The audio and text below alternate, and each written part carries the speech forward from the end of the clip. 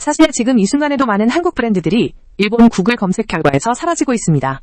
한국에서 엄청난 성과를 냈던 마케팅 전략을 그대로 일본에 적용했다가 생각지도 못한 문제에 부딪히는 경우가 허다하죠. 여러분의 브랜드가 일본에 진출하면서 분명 SEO 작업 다 했는데 왜 노출이 안 되지? 라는 고민을 하고 있다면이 영상이 여러분을 위한 겁니다. 이 영상을 보면 한국 브랜드가 일본에서 구글 SEO에 실패하는 진짜 이유와 성공적인 현지화 전략을 통해 일본 소비자들에게 사랑받는 방법을 명확히 알 수 있을 거예요.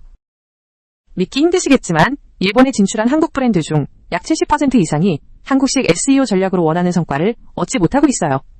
그렇게나 라고 생각하실 수 있지만 이 숫자는 일본 시장의 특수성을 간과했을 때 흔히 겪는 현실입니다. 여러분도 모르는 사이에 여러분의 잠재 고객들은 다른 브랜드를 검색하고 있을지도 몰라요. 일본 소비자의 검색 행동은 한국과 너무나 다르기 때문에 단순 번역이나 일반적인 키워드 분석으로는 한계가 명확하죠. 혹시 이런 경험 있으신가요? 한국에서 공들여 상위 랭크시킨 키워드들을 일본어로 번역해서 똑같이 적용했는데 일본 구글에서는 아무리 찾아봐도 여러분의 웹사이트가 보이지 않는 경험이요.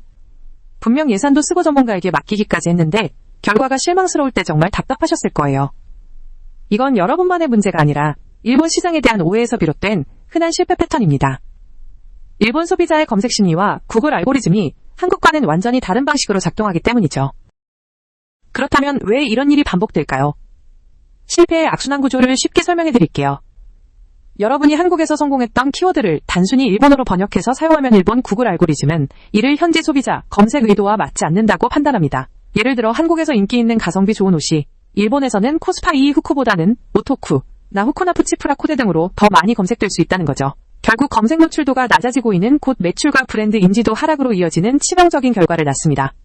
이제 이 악순환을 어떻게 끊을지 알아볼까요? 일본 구글 SEO 성공의 핵심은 바로 검색어 현지화입니다.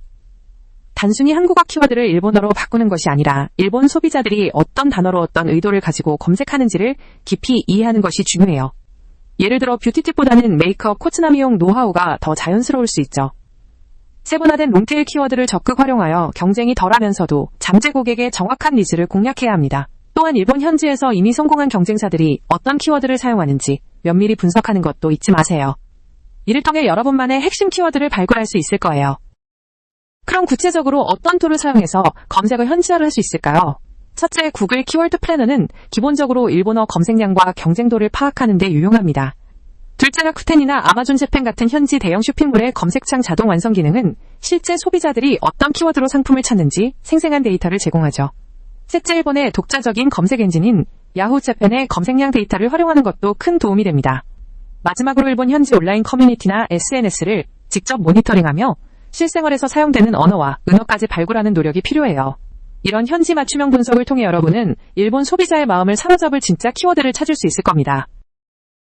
찾아낸 키워드들을 어떻게 적용해야 할지 궁금하시죠? 단계별 일본 SEO 적용 가이드를 알려드릴게요. 먼저 현지 검색 의도를 완벽하게 반영한 일본어 키워드를 충분히 발굴하세요. 그 다음 웹사이트의 모든 콘텐츠 제목 설명 메타데이터를 이 키워드들을 포함하여 일본어로 완벽하게 로컬라이징해야 합니다. 또한 허플랑 태그를 이용해 일본어를 대상으로 한다는 것을 구글에 명확히 알리고 일본 사용자들이 많이 사용하는 모바일 환경에 최적화된 웹사이트를 구축하는 기술 SEO도 필수예요.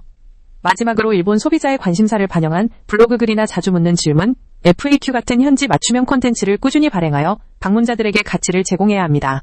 이런 다각적인 노력이 곧 여러분의 브랜드 가치를 높일 거예요. 키워드 현지화만큼 중요한 것이 바로 기술 SEO입니다. 일본 구글에서 여러분의 웹사이트가 제대로 보이게 하려면 기술적인 기반이 탄탄해야 하죠. 첫째, 구글 서치 컨솔에 여러분의 일본 웹사이트를 등록하고 최적화하는 것은 기본 중의 기본입니다. 둘째, 허플랑 태그를 정확하게 설정하여 구글이 여러분의 콘텐츠가 일본어 사용자를 대상으로 한다는 것을 명확히 인식하도록 해야 해요. 셋째, 일본은 모바일 사용률이 매우 높기 때문에 모바일 친화적인 웹사이트 디자인은 선택이 아닌 필수입니다. 마지막으로 웹사이트 로딩 속도를 최적화하고 이미지를 압축하여 사용자 경험을 개선하는 것도 잊지 마세요. 이런 기술적 요소들이 잘 갖춰져야 여러분의 SEO 노력이 빛을 발할 수 있습니다.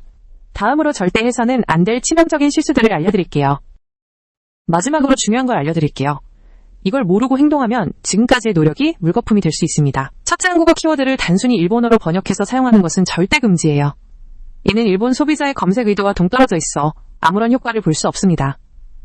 둘째, 일본 구글 트렌드를 무시하고 한국 시장 데이터에만 의존해서 전략을 수립하는 것은 시간과 예산 낭비로 이어집니다. 세대적 품질의 팩링크를 무분별하게 구축하려다가는 구글로부터 페널티를 받아 오히려 순위가 떨어질 수 있으니 주의하세요. 마지막으로 일본 구글이 제시하는 웹마스터 가이드라인을 간과하면 중요한 노출 기회를 놓칠 수 있습니다. 이 실수들만 피해도 여러분은 이미 절반은 성공한 것이나 다름없어요. 여기까지 봐주신 여러분께 정말 감사드립니다. 일본 시장 진출은 결코 쉽지 않지만 오늘 알려드린 일본 구글 SEO 로컬라이징 전략을 지금부터 차근차근 적용한다면 3개월 후에는 분명히 놀라운 변화를 경험하게 될 거예요. 3개월 길게 느껴지나요? 하지만 이 3개월이 여러분 브랜드의 일본 시장 내 미래를 바꿀 수 있습니다. 오늘 배운 내용을 바탕으로 바로 실행에 옮겨보세요. 더 궁금한 점이 있다면 언제든 댓글로 남겨주시고요. 제이마켓나비는 앞으로도 한국 브랜드의 성공적인 일본 시장 진출을 위한 유익한 정보를 계속 제공할 예정이니 구독과 좋아요 알림 설정으로 놓치지 마세요.